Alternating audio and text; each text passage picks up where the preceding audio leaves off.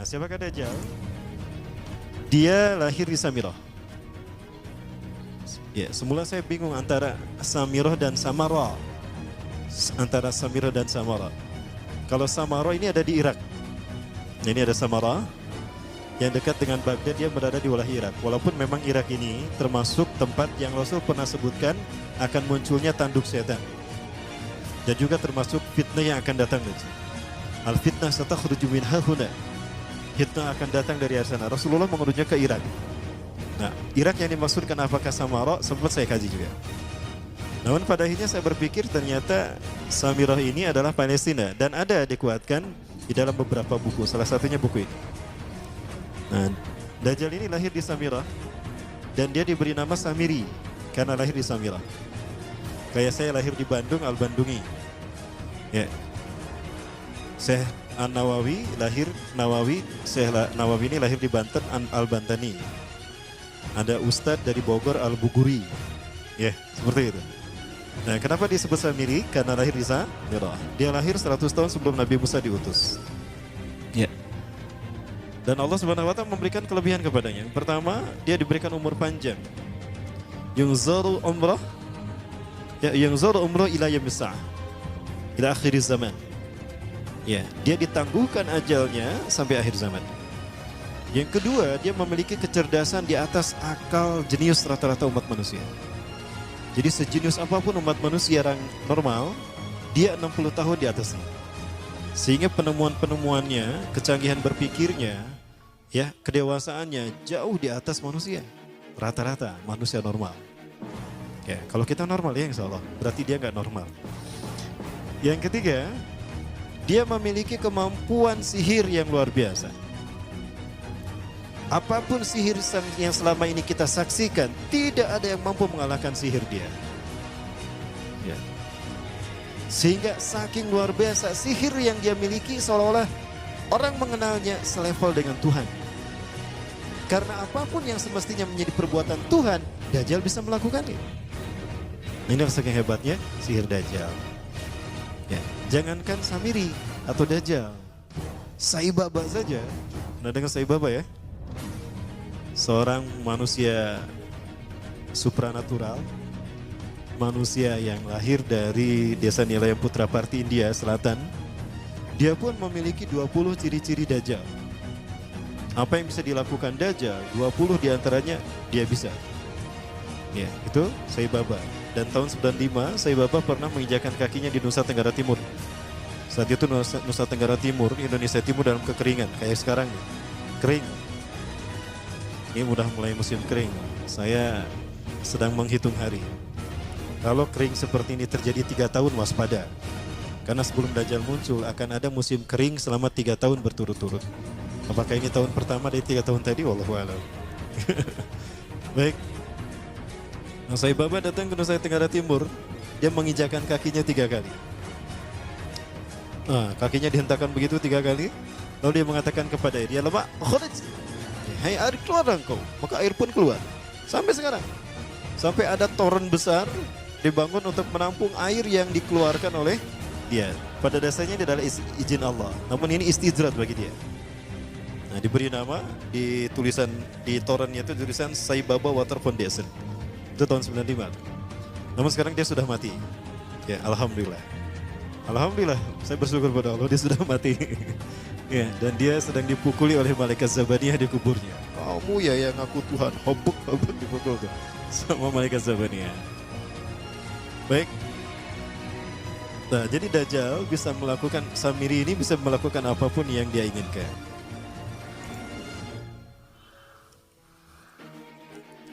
Nah, nasab kelahirannya adalah nasab yang aneh para Allah. Ya, dia lahir dari termasuk Bani Israel. Ya, Bani Israel ini keturunan Nabi Yakub. Yakub itu gelarnya Israel. Keturunannya disebut Bani Israel. Dari Yehuda. Yehuda ini adalah anak laki-laki dari istri pertama Nabi Yakub alaihissalam. Ya. Teh, Nabi Yakub istrinya berapa teh? Kok nanyanya sama teteh? Iya. Kang dengerin Kang. Nabi Yakub istrinya berapa teh? Nabi Yakub istrinya 4. Yang pertama bernama Ya'la. Dari Ya'la ini melahirkan 6 orang. Salah satunya bernama Yehuda dan Lewi. Lewi melahirkan Nabi Musa alaihissalam. Yehuda melahirkan bangsa yang kita kenal Yahudi. Salah satunya Yehuda ini melahirkan generasi yang pada akhirnya melahirkan Samiri. Ya. Kalau Rahil istri yang kedua, dan ini istri yang paling dicintai oleh Nabi Yakub, melahirkan 2 anak, Bunyamin dan Nabi Yusuf. Nabi Yusuf dan Bunyamin. Yang lainnya juga sama melahirkan 2 anak. Kahit dari Ya'la melahirkan 2 anak, Dam dan Naftali. Ya. Anak tertua dari Nabi Yakub dari istri pertama bernama Robin. Ya. Apakah Robin Hood? Saya tidak tahu. Yang penting hampir sama namanya Robin. Nah, dari Yehuda inilah lahir Samiri. Nah, ayah dan ibunya, kakek dan nenek Samiri ini adalah para penyembah berhala. Karena Samiroh saat itu terkenal penyembah berhala. Nah, ayahnya ini lahir dari proses perzinahan adik dan kakak, incest. Adik dan kakak berzina lahir ayahnya. Adik dan kakak berzina lahir ibunya. Jadi ayah dan ibunya ini lahir dari proses yang haram. Dan ketika ibunya menstruasi, disetubuhi sama ayahnya. Jadi itu, peluangnya dari 2000 persetubuhan dalam keadaan menstruasi, 1 bisa jadi. Karena menurut penelitian medis juga, bahwa darah kotor tidak menghalangi terjadinya fertilisasi. Tidak menghalangi terjadinya reproduksi manusia. Jadi tetap pembuahan ovum oleh sperma bisa terjadi walaupun ada dalam medium darah kotor, menstruasi. Ya. Nah, ketika itulah hamil dan lahirlah Samiri. Rasulullah SAW menyebutkan dalam Musnad Imam Ahmad, ya, ayah dan ibu Dajjal ini melewati perkawinannya selama 30 tahun tanpa melahirkan seorang anak pun. Dan di tahun ke-30 pernikahannya melahirkan Dajjal, melahirkan Samiri. Kelahirannya ini akan menjadi petaka bagi kedua orang tuanya. Dia adalah orang yang paling sedikit manfaatnya dan paling banyak keburukannya bagi manusia, terutama bagi kedua orang tuanya. Bahkan ketika dia lahir, alam semesta menolak kelahiran. Dordar gelap, hujan badai, petir. Itu terjadi di malam di mana Samiri dilahirkan. Seolah-olah alam menolak kehadirannya. Ya, seolah-olah alam menolak kehadirannya. Nah,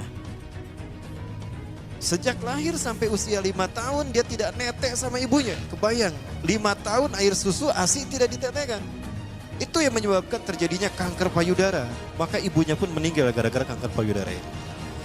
Ya, saya dapat berita dari beberapa orang pengidap penyakit kanker payudara. Rata-rata penyakit kanker payudara ini terjadi karena ketika menetekkan itu hanya sebelah. Ya. Jadi ibu-ibu yang hamil, yang menyusui, upayakan dua-duanya disusukan. Ya, karena apabila cuma 1 saja, yang 1 itu yang akan terjadi peluang resiko, besar resikonya terkena kanker payudara. Nah, ibunya meninggal gara-gara itu. Terbukti apa yang disampaikan Rasulullah. Kelahirannya menjadi petaka bagi kedua orang tuanya. Begitu pula ayahnya, maka ayahnya menjadi single parent. Ya, single parent apa single parent? Ya itulah ya, parent. Dibacanya parent, parenting. Nah kemudian di tahun yang kelima, sejak lahir sampai 5 tahun, kenapa dia menetek pada ibunya? Karena kerjanya tidur melulu. Disebut mati, dia bernafas dan cuma berdetak. Disebut hidup, dia tidak bergerak. Antara hidup dan mati, la yamutu wa la yahya. Nah maka di usia ke-5 tahun, nah ini terjadi peristiwa yang menarik. Apa itu? Samiri bangun dari tidurnya di tengah malam dan tidak ada orang yang menyadari Samiri bangun. Dia merangkak dan pindah ke berhala yang terbesar. Ya, saya tidak tahu apakah berhala yang terbesar ini Marduk. Kalau di zaman Nabi Ibrahim, berhala terbesar itu Marduk yang tidak dihancurkan oleh Nabi Ibrahim. Ya, karena Nabi Ibrahim saat itu memiliki garis perjalanan sejarah ke Palestina juga, ada kemungkinan memang namanya Marduk juga, berhala terbesar ini. Nah dia pindah ke pangkuan berhala terbesar, tidur di sana. Dan ternyata ketika berada di berhala terbesar tadi, BAB dan BAK. Ya, buang air kecil dan buang air besar. Besoknya itu adalah hari pemujaan kepada dewa-dewa mereka, bangsa Samirah.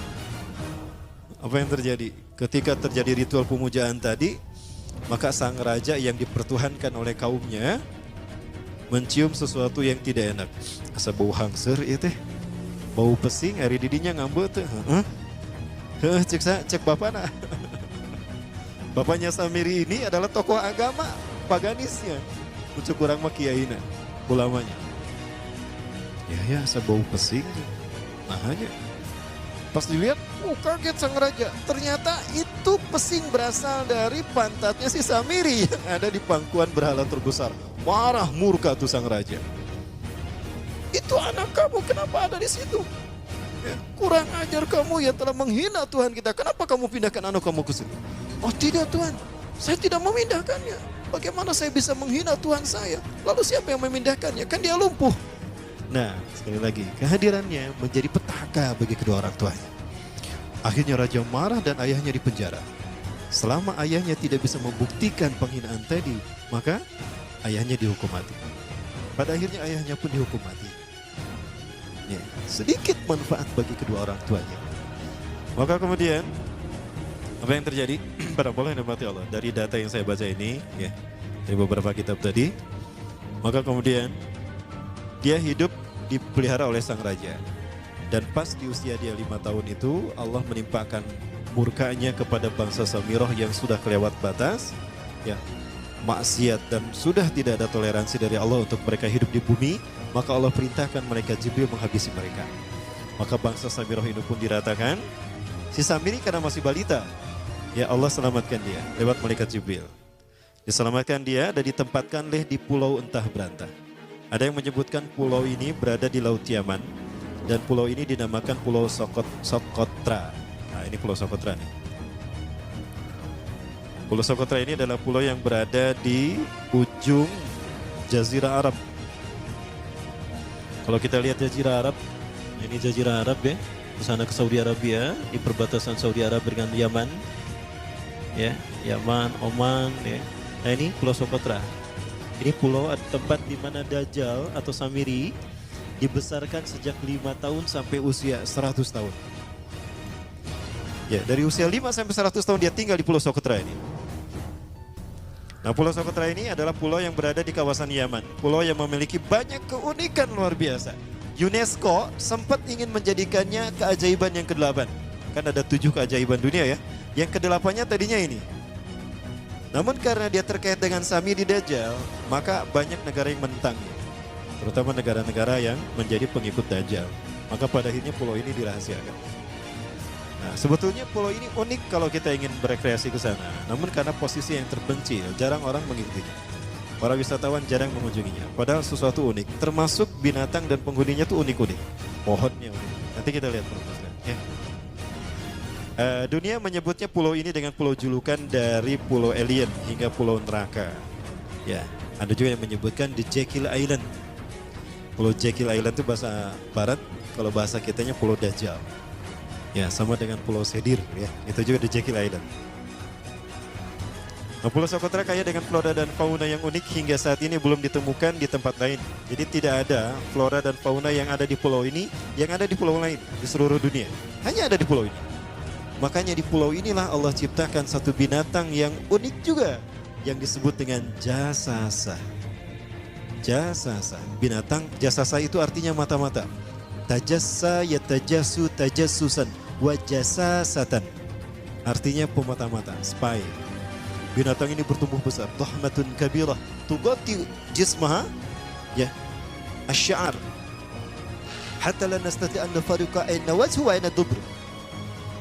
Tubuhnya besar dipenuhi dengan bulu sehingga saking penuhnya bulu kita tidak bisa membedakan mana dubur mana wajah. Yang menghadap itulah wajah. Bila kok orang menghadap dengan duburnya kan nggak mungkin ya. Yang menghadap pasti wajah. Baik. Ya. Karena itu pulau ini pernah dilacalonkan sebagai salah satu dari 7 keajaiban dunia yang baru ya. Nah baik, ini contohnya nih. Saya perlihatkan keajaiban dan keunikan. Ini adalah padang pasir di Pulau Sokotra. Ya. Ini padang pasir di Pulau Sokotra. Ini burung, salah satu jenis burung yang bisa kita jumpai di Sokotra. Dan ini kepiting unik, kepiting Pulau Sokotra. Aneh ya, kepitingnya seperti itu. Kayak Mr. Crab, Mr. Scrab. Ya. Di film apa? SpongeBob. Ya. Ini laba-laba langka di Socotra, mirip tarantula. Dan ini pohon darah naga yang ada di Pulau Socotra juga. Pokoknya pohon-pohonnya unik, arah aneh pokoknya. Nah, ini salah satu jenis pohon Dorstenia Socotra. Dan ini juga pohon yang lain, pohon Dendrocysaios Socotra. Ya saya sebutkan lagi ya. Nah, hal ini yang membuat Dajjal terinspirasi. Ya, karena dia hanya menjumpai binatang dan tumbuhan langka, flora fauna satwa langka di pulau ini. Ini menjadikan dia terinspirasi untuk menciptakan makhluk. Jangan salah, Dajjal kecerdasannya mampu melakukan cloning dan mampu melakukan berbagai macam riset dan eksperimen. Hatta eksperimen yang mengilhami film Hulk. Itu Dajjal bisa melakukan. Jangan salah menurut saya. Bahkan ketika orang membayangkan kendaraan tercanggih itu pesawat terbang, Dajjal sudah mampu membuat piring terbang dengan kecerdasannya. Ya, Rasulullah menyebutkan kendaraan Dajjal itu, ya, dia bisa terbang kata Rasulullah. Dan kecepatan terbangnya 5 km. Coba baca perang 5 km. Ya, ada ya 5 km. Baik, ini kering mungkin ya. Coba.